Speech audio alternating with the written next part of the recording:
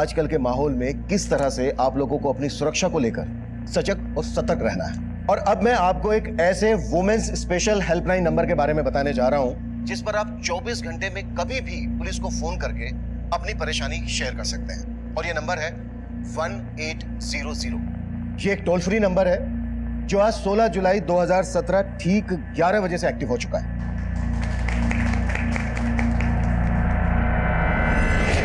अगर आप किसी ऐसे रास्ते से गुजर रहे हैं जो आपको लगता है कि वो रास्ता सेफ नहीं है, जहां रोड साइड मजदूरों का जमघट है, या आप किसी भी मुसीबत की घड़ी में हैं, तो प्लीज आप तुरंत इस हेल्पलाइन नंबर पर कांटेक्ट कीजिए। आपका ये कॉल ऑटोमेटिकली पास के पुलिस स्टेशन और पेट्रोलिंग टीम को डाइवर्ट हो जाएगा और इस एरिया में इस नंबर पर आई शिकायतों को मैं खुद मॉनिटर करूंगा। मैं आप सभी को यह विश्वास दिलाना चाहता हूं कि जल्द से जल्द आप लोगों की सहायता की जाएगी, आपकी परेशानी दूर की जाएगी। अब मैं अपनी टीम के साथ इस नंबर का आपको डेमो देने जा रहा हूं। मान लो हमारी टीम की सदस्य उमा एक विक्टिम है, इस वक्त किसी मुसीबत में है और वो इस टोल फ्री नंबर पर कॉल करते हैं। Uma. Yes sir. Uma, missed call नहीं करना है, पूरा कॉल करना है। लेकिन सर मैंने तो अभी कॉल किया ही नहीं आपको। शायद जो कोई हमें लाइव देख रहे होंगे उन्होंने कॉल किया होगा, टेस्ट कॉल। मैं कॉल बैक करता हूं।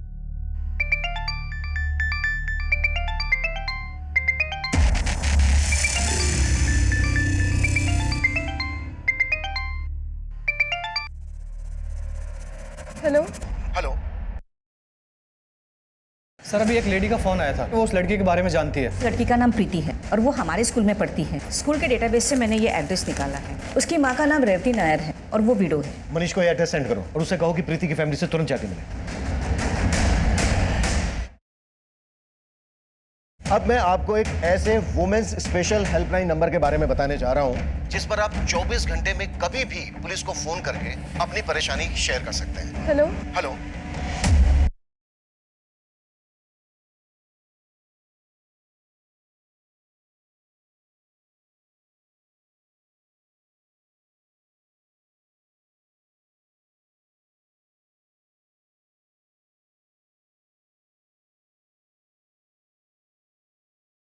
लड़की इस हेल्पलाइन पर कॉल करके आत्महत्या करने की बात कर रही है। अब आप क्या करेंगे? देखिए, पहले हमें ये चेक करना होगा कि इस लड़की ने ऐसा क्यों बोला।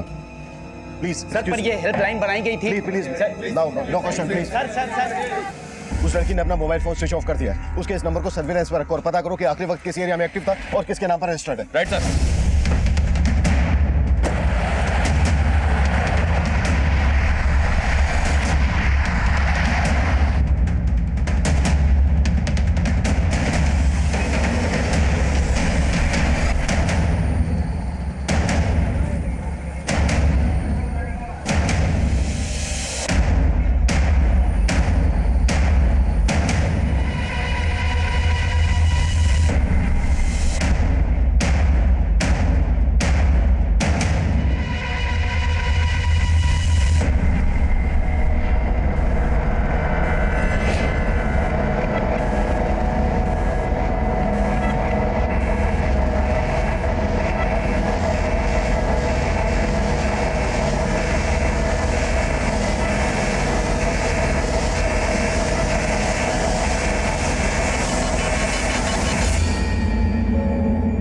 खोलूं?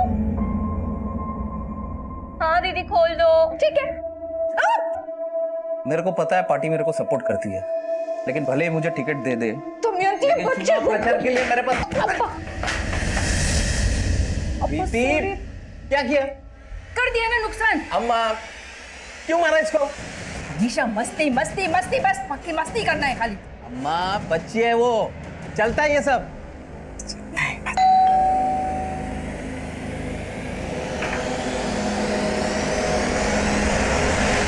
कर रही है।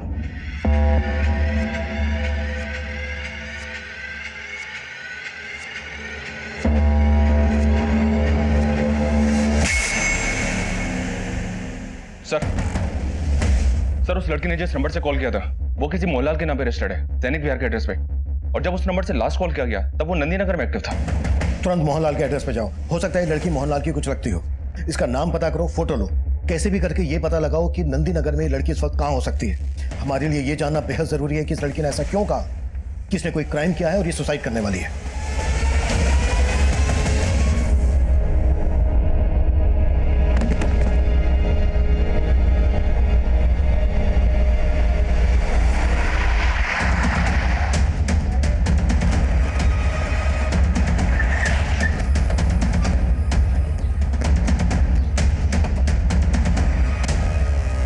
ये मोहनलाल का ही घर है? हाँ सर, यही है। तो इनके घर में कौन कौन रहता है? सर, इनका पूरा फैमिली चेन्नई रहता है। कोई नंबर वगैरह है आपके पास? हाँ सर, है। दीजिए प्लीज।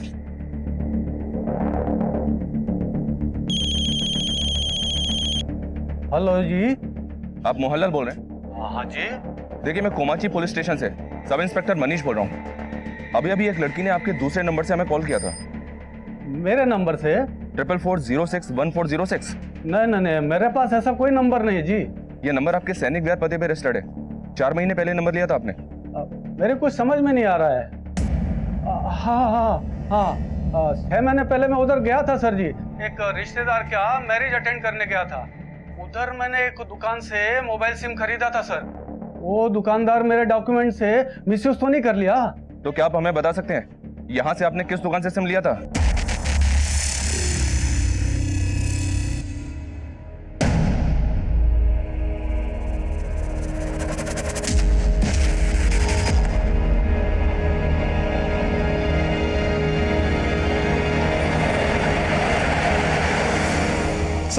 सर, उस लड़की का नंबर अभी अभी नया नगर में ऑन हुआ है। नया नगर में? अभिषेक, पहले इस लड़की का फोन एक्टिव था नंदी नगर में और अब नया नगर में। नंदी नगर से नया नगर 10 किलोमीटर दूर है। बताइए, लड़की ट्रेवल कर रही है। सर, लड़की जो नंबर यूज करी है वो किसी मोहनलाल के नाम पे है। ऐसे में हमें कैसे पता चलेगा ये लड़की है कौन? हमारे पास ना इसकी फोटो है ना कोई पहचान। हमें इसके बारे में कुछ मालूम ही नहीं है। Video call.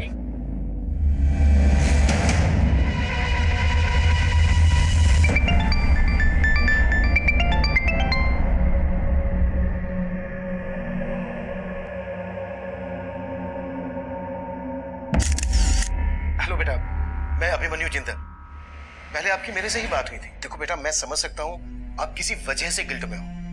देखो बेटा, आप अभी बहुत छोटे हो सकता है आपसे कोई भूल हुई हो, लेकिन ऐसी कोई भूल नहीं है जो सुधारी ना जा सके। आप हमें खुल के बताइए, आपको क्या हेल्प चाहिए हमारी? नाम क्या है बेटा आपका? आपके पेरेंट्स कौन है? आप कहाँ रहती हैं? हम आपकी मदद जरूर करेंगे। नहीं, आप मेरी कोई मदद नहीं कर सकते।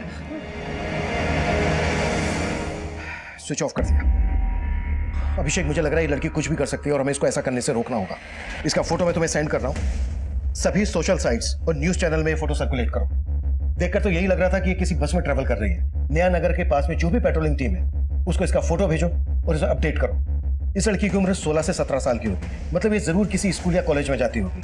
आसपास के जितने भी स्कूल कॉलेजेस हैं सब जगह पता करो। हो सकता है वहां से इसके घर वालों के बारे में हमें पता चल जाए। Quick sir.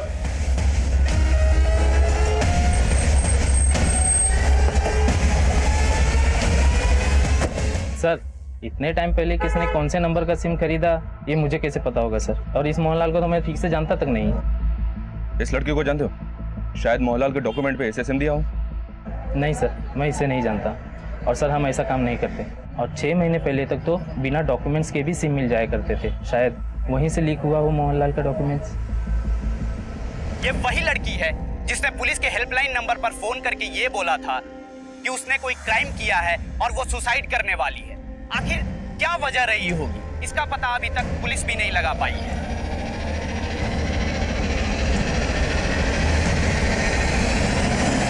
हम एक सिंगल मिनट वेस्ट नहीं कर सकते, तुरंत पता करो। Move.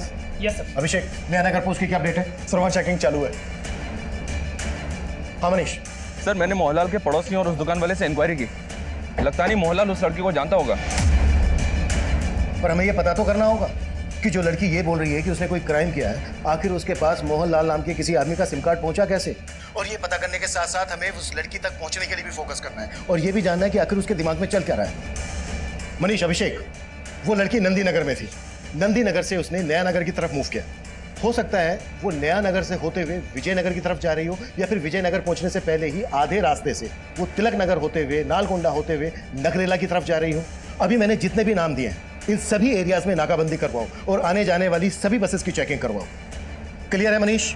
Okay sir. Okay Abhishek. क्या सर? मैं कमी सर? सर, अभी एक लेडी का फोन आया था। उसका कहना है कि वो उस लड़की के बारे में जानती है। मैंने उसको थाने बुलवा लिया है।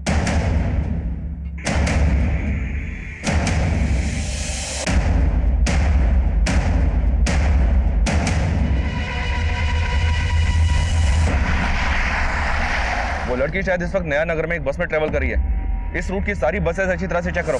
ओवर।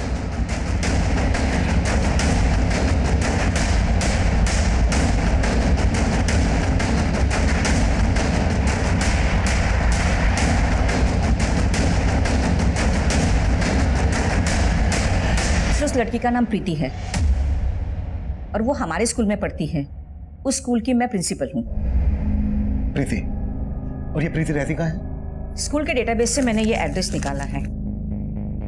उसकी माँ का नाम रेवती नायर है और वो विडो है। प्रीति के फादर नहीं है? जी सर। अभिषेक, मनीष को ये एड्रेस सेंड करो और उससे कहो कि प्रीति की फैमिली से तुरंत जाके मिले। सर।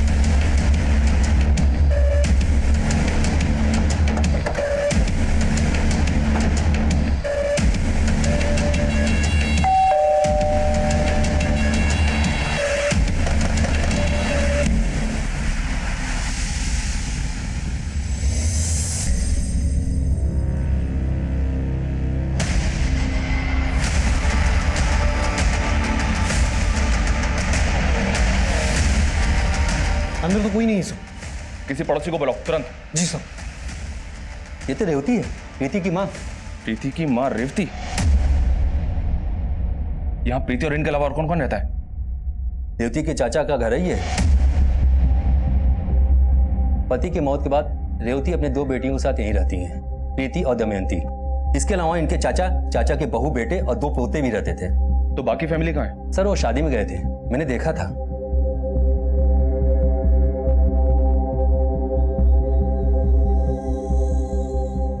लेकिन रेवती, प्रीति और दमयंती यहीं थे। दमयंती? पर यहाँ तो रेवती की लाश है, तो फिर दमयंती कहाँ है? सर मालूम ऐसा तो नहीं, जिस क्राइम की प्रीति बात कर रही थी वो उसकी माँ का मर्डर तो नहीं? हो सकता है प्रीति ने ही अपनी माँ को मार दिया। अगर ऐसा है तो इट्स रियली वेरी सीरियस। और सबसे बड़ा सवाल, प्रीति आत्महत्या करने की बात कर रही थी तो उसकी छोटी बहन दमयंती कहाँ है? हमें इन सब की वजहों का पता लगाना होगा।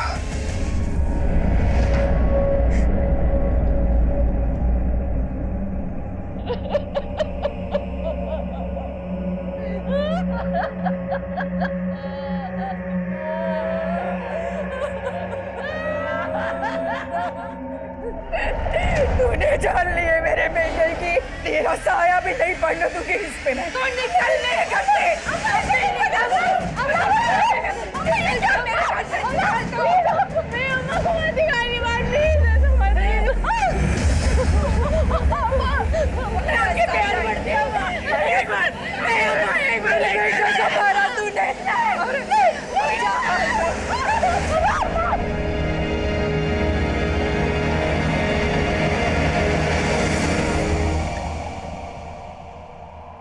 चलो आ जाओ, जिसको जो नाश्ता पानी करना है कर लो, आ जाओ।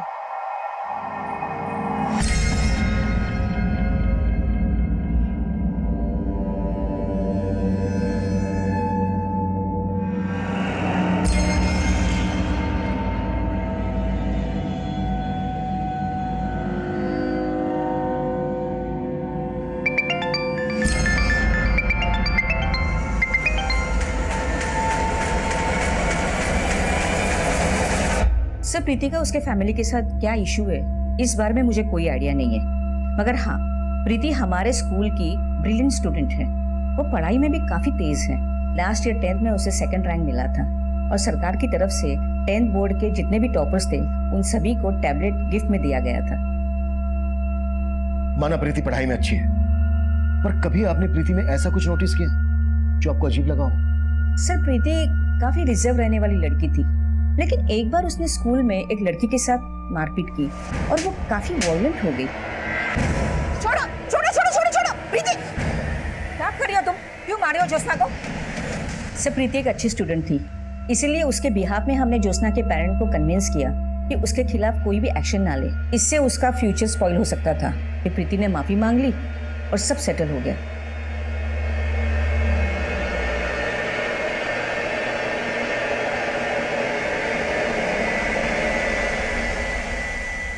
सर प्रीति का नंबर फिर से तिलक नगर में ऑन हुआ है।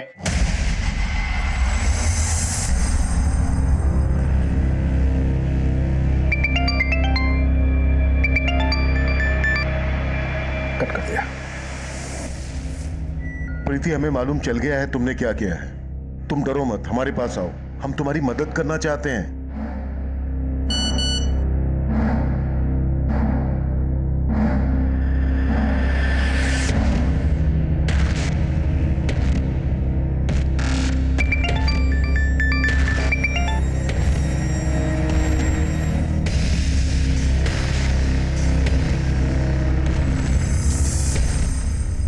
स्विच ऑफ कर दिया।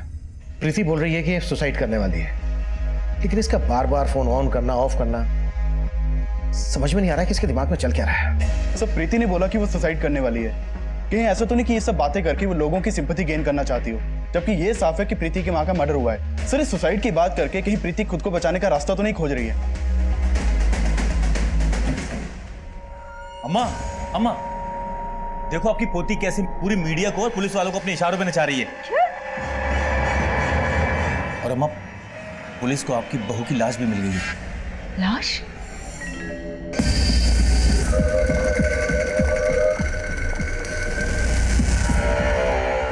सर रेवती के पति की मौत करीब 1.5-2 साल पहले हो गई थी। प्रीति का उसकी माँ से किसी तरह का कोई झगड़ा? आए दिन का झगड़ा, क्योंकि ये प्रीति के सगे नाना थोड़ी थे, इसीलिए मामा मामी इन लोगों को अपना बोझ समझते थे। प्रीति के नाना सगे नहीं है मतलब? रेवती के माँ बाप तो काफी पहले ही गुजर गए थे और पति की मौत के बाद ससुराल वालों ने भी घर से बाहर निकाल दिया। और सर प्रीति के मामा मामी के बच्चों के साथ जब भी प्रीति का झगड़ा होता था, प्रीति की माँ बेचारी प्रीति को ही गलत ठहराती थी। विशाल, तूने मेरी बुक फाड़ दी। खबरदार, आज के बाद जो मेरी बुक फाड़ी। क्या चल रहा है यहाँ? मम्मी प्रीति दीदी ने मुझे मारा। मैंने कितनी बार बोला तुम दोनों को इस लड़की से दूर रहा करो। क्या हो रहा है ये सब? आपकी नवासी ने मेरे बेटे को मारा। नाना, इन लोगों ने मेरी बुक फाड़ दी। फाड़ दी तो क्या हुआ? हमारे दिए पैसों से पढ़ती है और हमारे ही बच्चों पे रौब जताती है। देखा रेवती, इस लड़की के तेवर अब बच्चों पे हाथ भी उठाती। ये क्या है प्रीति? हाँ, जिनका दिया खाती है उन्हीं के साथ लड़ती है तू? अम्मा लेकिन चल चल चल।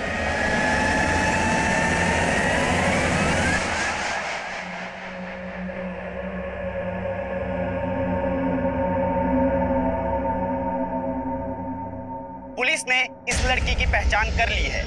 इसका नाम प्रीति है। अगर आपको कहीं भी ये लड़की दिखाई दे तो तुरंत पुलिस के नीचे दिए गए नंबर्स पर संपर्क करें।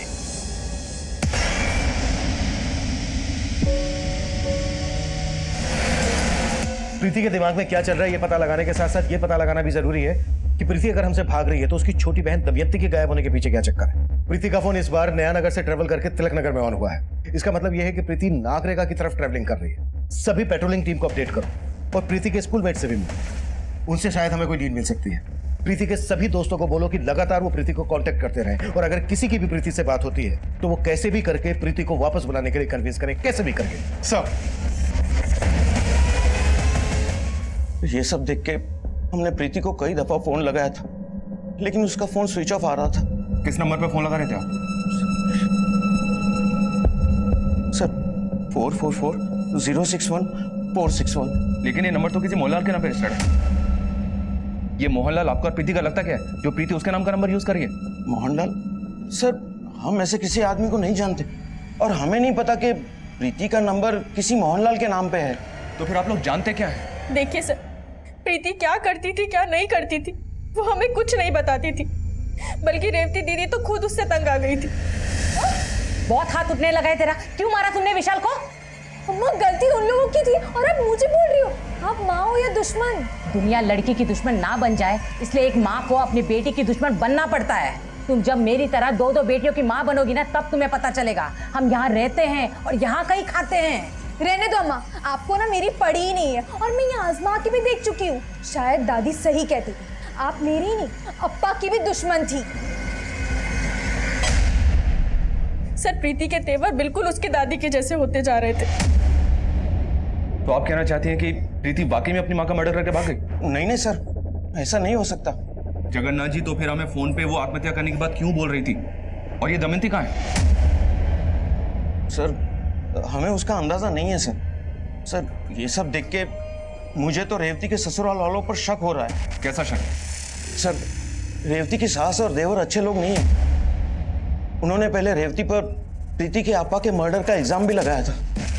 What? प्रीति के अप्पा का मर्डर? सर वो झूठा इल्जाम था। बाद में ये सब बात साफ हो गई थी कि दामाद जी की मौत हार्ट अटैक की वजह से हुई है।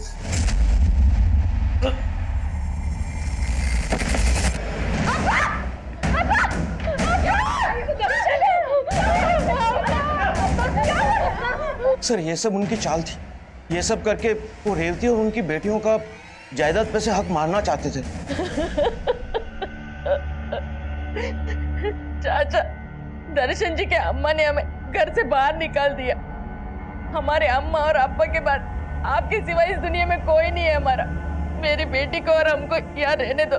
मैं आपके सामने हाथ जोड़ती हूँ।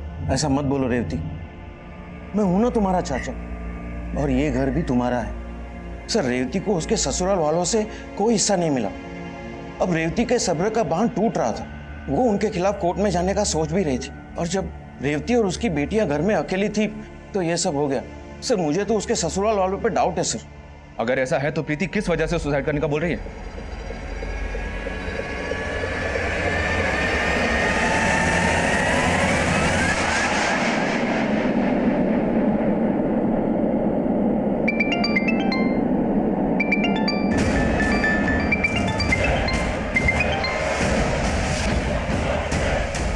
प्रीति अपने फादर के क्लोज होगी। प्रीति के फादर की मौत संदिग्ध परिस्थितियों में हुई थी। तब हम यह मानकर चल रहे थे कि अगर प्रीति की दादी प्रीति की मां पर प्रीति के फादर दर्शन की मौत का आरोप लगा रही थी, तो हो सकता है यह बात काफी पहले उसके दिलो दिमाग में घर कर गई हो और रेवती का मर्डर प्रीति के फादर दर्शन की मौत का बदला हो। लेकिन इस थ्योरी पे सबसे बड़ा प्रश्न चिन्ह यह था कि प्रीति की छोटी बहन दमयंती कहां गायब थी। इसलिए हम एक दूसरी थ्योरी बना रहे थे, और वो ये कि शायद प्रीति का हमें फोन करना, सुसाइड करने की बात करना किसी की कहीं कोई चाल तो नहीं है। शायद दमयंती को किसी ने अगवा करके प्रीति को ये सब करने के लिए, बोलने के लिए मजबूर किया हो। इस थ्योरी को लेकर प्रीति की दादी और चाचा हमारी रडार पर थे। सुबह 11 बजे हमें प्रीति का कॉल आया था। उसके बाद 4 घंटे बीत चुके थे और प्रीति हमें हमसे काफी दूर नजर आ रही थी। इसी बीच प्रीति की एक स्कूल फ्रेंड का बयान सामने आया, और उसका वो बयान इस केस को एक नया एंगल दे रहा था। सर ये प्रीति की अच्छी दोस्त है, ये नैनिका। आप इसके साथ बात कर सकते हैं। हाँ सर, मैं प्रीति को बहुत अच्छे से जानती हूँ, और आई डोंट बिलीव कि प्रीति अपनी मदर के साथ ऐसा कुछ कर सकती है। वो अपनी माँ के बारे में कभी कुछ गलत नहीं सुन सकती थी सर। और एक बार तो ज्योत्सना ने भी उसकी माँ के बारे में उसे कुछ कहा था, तो प्रीति ने उसे बहुत बुरी तरह मारा था सर। इतनी बार अगर मेरी अम्मा के बारे में कुछ उल्टा सीधा बोला ना, तो देख मैं तेरे साथ क्या करती हूँ। अच्छा, ज्योत्सना के अलावा प्रीति का किसी और से कोई इशू या प्रीति का कोई बॉयफ्रेंड वगैरह? नहीं सर, प्रीति का कोई बॉयफ्रेंड वगैरह नहीं था। लेकिन एक बात है सर जो मैं आपको बताना चाहती हूँ। कैसी बात?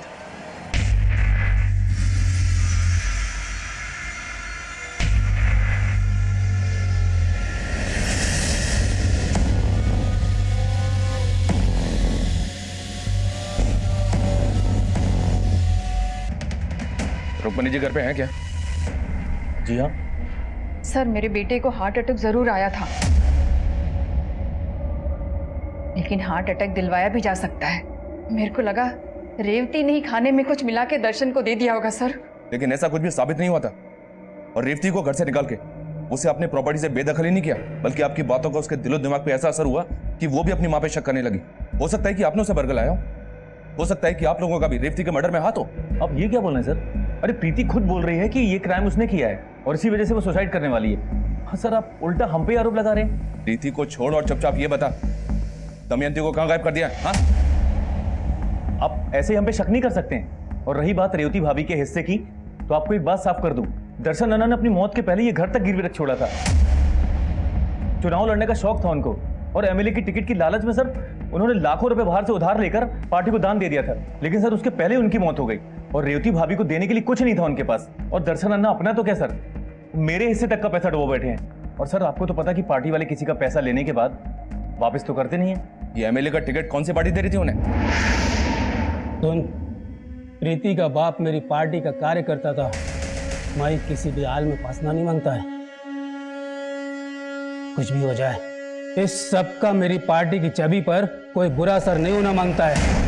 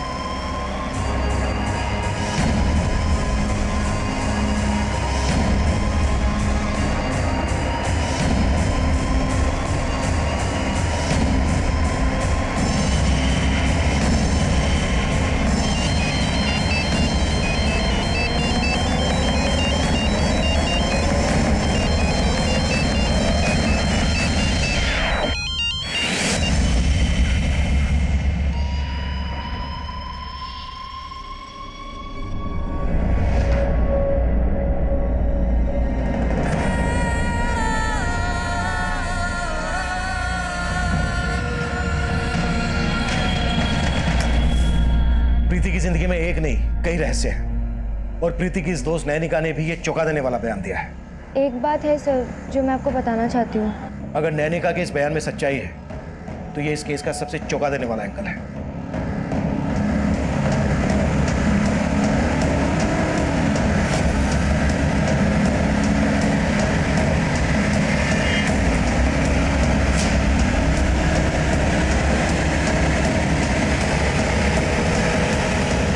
सुनो, ये इस लड़की को देखा है? हाँ सर, ये लड़की हमारे साथ बस में थी। अब कहाँ है वो? सर उसने नारेकल का टिकट लिया था, लेकिन बस थोड़ी देर के लिए तिलक नगर में रुकी थी और वो लड़की वहीं पर उतर गई थी और फिर वापस चढ़ी नहीं। सारा तिलक नगर छान मारो, हमारे पास टाइम बहुत कम है। क्विक।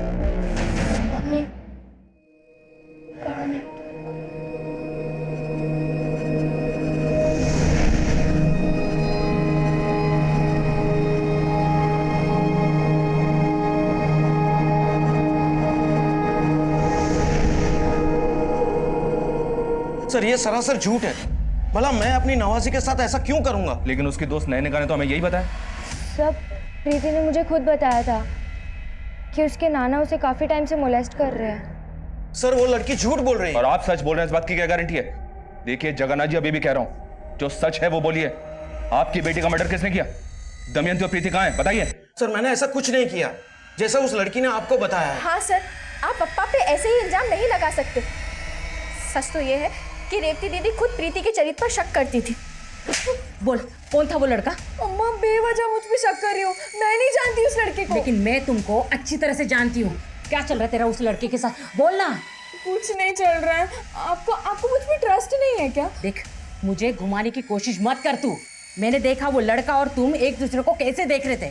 अगर ऐसा ही चलता रहा तो आईपीएस बनने का सपना कैसा पूरा करेगी तू अपने अप्पा का? हाँ, बोलना। सर आप प्रीति की दोस्त पर भरोसा मत कीजिए। नैनिका ने वही कहा होगा जो प्रीति ने उसे बोला होगा। सर प्रीति नादानी में आकर हम सबसे बदला लेने के लिए सब कर रही है। भले ही अप्पा ने प्रीति को बचाने के लिए बोला हो कि उसने अपनी माँ को नहीं मारा, लेकिन सर प्रीति ऐसा कर सकती है। और सर प्रीति को ही पता होगा कि दमयंती कहाँ है। अभिषेक सर मैंने प्रीति के उस नंबर के कॉल रिकॉर्ड चेक किए जो मोहनलाल के नाम पे रजिस्टर्ड है। सर उस नंबर के कॉल रिकॉर्ड में मोहनलाल के नाम पे रजिस्टर्ड एक दूसरा नंबर भी मिला है। मोहनलाल का दूसरा नंबर? हाँ सर ये नंबर प्रीति के साथ लगातार ट्रैवल कर रहा था। हो सकता है कि प्रीति के साथ कोई हो जो मोहनलाल के नाम पे रजिस्टर्ड इस नंबर को इस्तेमाल कर रहा हो। मोहनलाल का एक दूसरा नंबर ऑन है अभी? सर ये नंबर इस वक्त तिलक नगर के ज्ञानेश्वर कॉलोनी में एक्टिव है। इस नंबर को सर्विलेंस पे रखो और ज्ञानेश्वर कॉलोनी की पेट्रोलिंग टीम को अपडेट करो। शायद प्रीति हमें वहीं मिल जाए।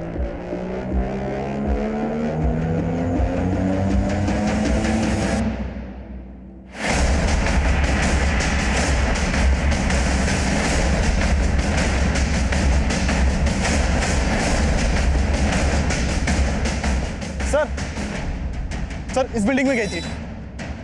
विशाल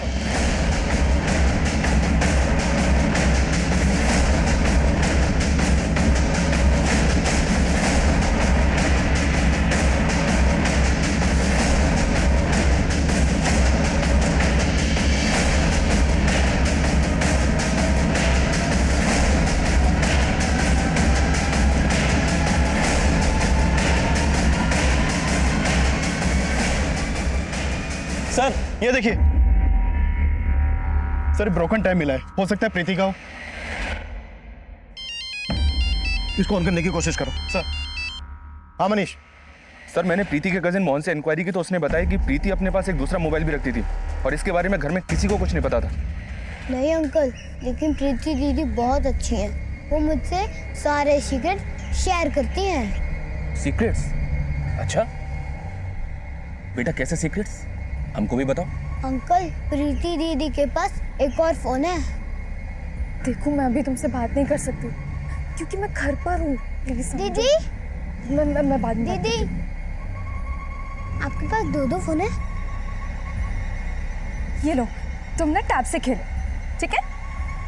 पर तुम प्रॉमिस करो कि ये बात तुम किसी को नहीं बताओगे। ठीक है, नहीं बताऊंगा। जाओ। मोहनलाल के नाम पर रजिस्टर्ड पहला नंबर जो प्रीति यूज कर रही है, उस नंबर के साथ साथ मोहनलाल के नाम पर रजिस्टर्ड दूसरा नंबर भी ट्रेवल कर रहा है। इसका मतलब ये हुआ कि मोहनलाल के नाम पर रजिस्टर्ड दोनों नंबर प्रीति ही यूज कर रही है। लेकिन सर ये मोहनलाल तो चेन्नई में है, कंफर्म किया मैंने। वही तो, और मोहनलाल के नाम पर रजिस्टर्ड दोनों नंबर यहाँ पर प्रीति यूज कर रही है। कहानी को समझ में नहीं आ रही है। सर टैप प्रीति का ही और इसमें कुछ वीडियोस भी हैं। मरीज बाद में बात करता हूँ।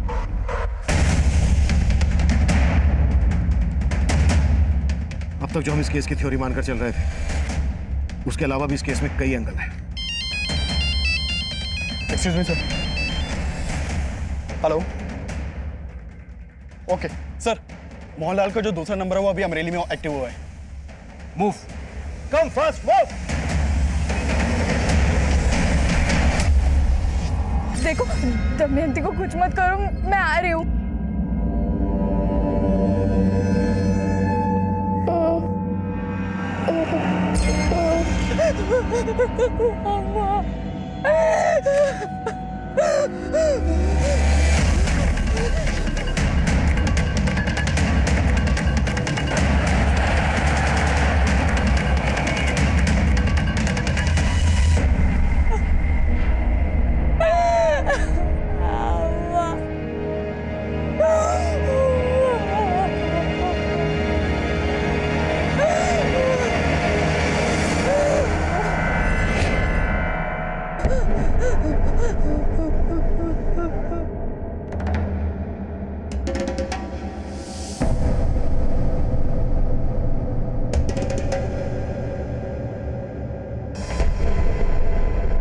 सर नंबर यहीं के एक्टिव दिखा रहा है।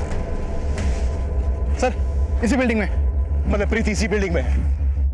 हमें सब कुछ बहुत ध्यान से करना होगा ताकि प्रीति अपने आप को कोई नुकसान ना पहुंचा सके। हमारी छोटी सी लापरवाही प्रीति की जान ले सकती है। कमल, एक छोटी टीम के साथ यहाँ पर तैयार रहो। सर अभिषेक मेरे साथ आओ।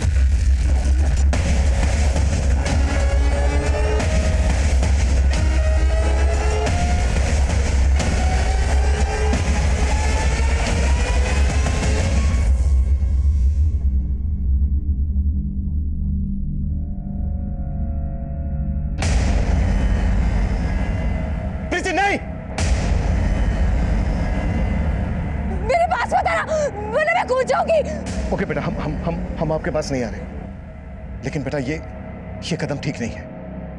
देखो हमें पता चल गया है आपके साथ क्या हुआ है। नहीं सर, आप कुछ नहीं जानते और अब आप मुझे नहीं बचा सकते। अगर आप कुछ कर सकते हैं तो मेरी बहन दमयंती को बचा लीजिए सर।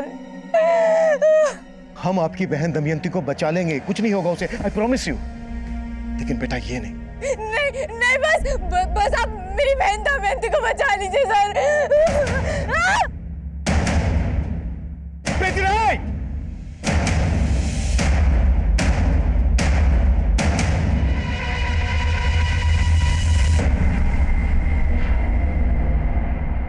श्रीनिवास के कहने पर किया है सर। ये श्रीनिवास कौन है?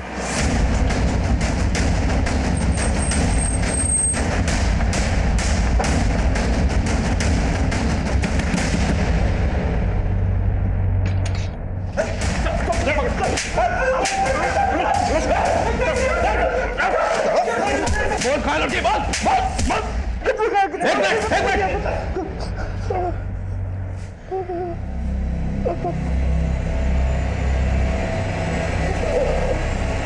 सर, लड़कों के पास से नैनिका का भी वैसा वीडियो मिला है जैसा वीडियो में प्रीति के टैब में मिला था।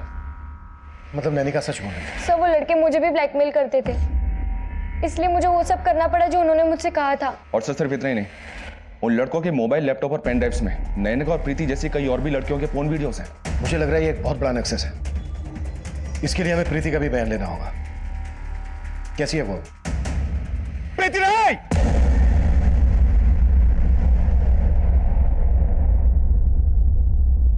फिलहाल वो ठीक है सर। दीदी, दमयंती!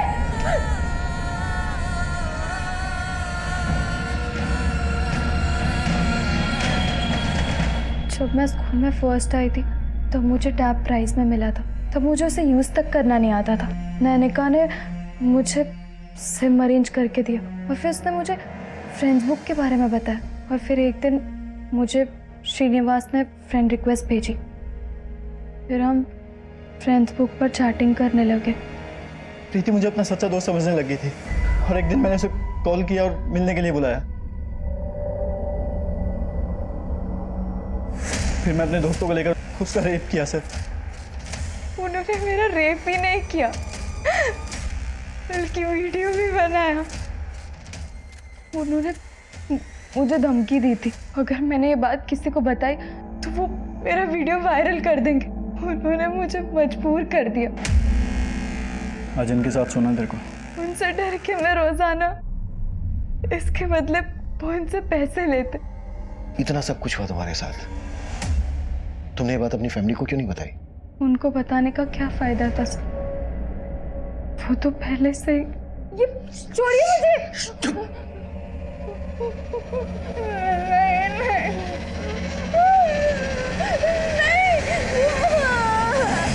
इतना सब जानने के बाद भी माँ ने मेरा भरोसा नहीं किया।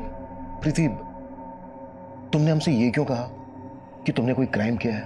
मेरा क्राइम यही है कि मैंने उन लड़कों के कहने पर गलत काम किया। तुमने क्राइम नहीं किया, क्राइम तो उन लोगों ने किया है। प्रीति की माँ को तुम लोगों ने मारा था ना? हाँ सर। जब हमने देखा कि प्रीति सुसाइड की बात कर रही है तो हम सब डर गए थे। हमें लगा अगर आप उस तक पहुंच गए तो हम सब मर जाएंगे, इसलिए सर हम प्रीति को ब्लैकमेल करने के लिए उसके घर गए। कहाँ है तेरी बेटी? हाँ, कहाँ है? मरना चाहती है वो? अयो, इससे पहले तू मरे। पकड़ा उसको। पकड़ा इसे। पकड़ा।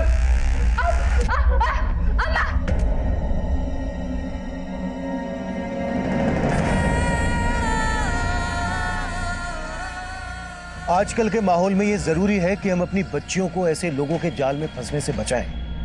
हमारे कहने का मतलब ये बिल्कुल नहीं है कि हम अपने बच्चों की जिंदगी में जरूरत से ज्यादा इंटरफेयर करें, लेकिन हमारा ये फर्ज बनता है कि हम अपने बच्चों को सही और गलत इंसान की पहचान करवाएं। प्रीति, नैनिका या इनके पेरेंट्स पहले ही हमारे पास आए होते तो इन अपराधियों का हौसला इतना नहीं बढ़ा होता। इस केस का ये दयनीय असर आज भी कोमाची में बरकरार है। ये गंभीर मुद्दा है, इस पर हम सबको एक बार सोचना चाहिए। अब मैं अभिमन्यु जिंदल आप लोगों से विदा लेता हूं। आपसे फिर मुलाकात होगी एक नए केस के साथ। देखते रहिए क्राइम पेट्रोल 10 तक। मकसद बताना नहीं,